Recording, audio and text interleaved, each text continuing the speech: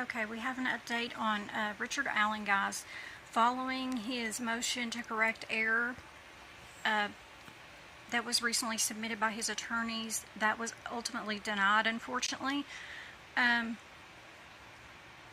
Following Special Judge Fran Gull's denial of Richard Allen's motion to correct errors, Allen's legal team from here forward, they have about 30-day window to file a notice of appeal. So this time frame, it's standard procedure, and it allows the defense to challenge the conviction and any perceived trial errors in a higher court. In addition to the anticipated appeal, Allen's attorneys have recently filed the motion requesting the preservation and production of the confession letters from Ricky Davis, who wanted to confess about Ron Logan admitting to him that he committed the murders.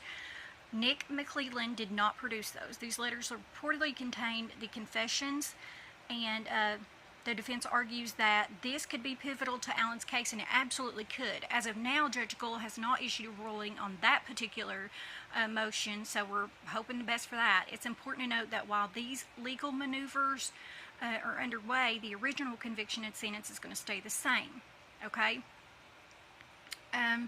They can only be overturned by appellate court. So if Richard Allen's legal team files an appeal following the denial of this motion, which I'm sure they are, the case would go to Indiana Court of Appeals.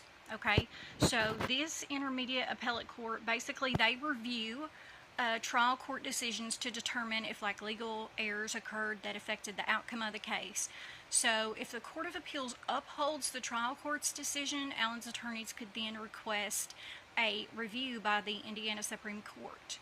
So though that court has discretion on whether to hear the case, the prosecution's failure to provide the alleged confession letters, that could be grounds for reversal. Now, it's not going to be automatic, but several legal factors are going to come into play here.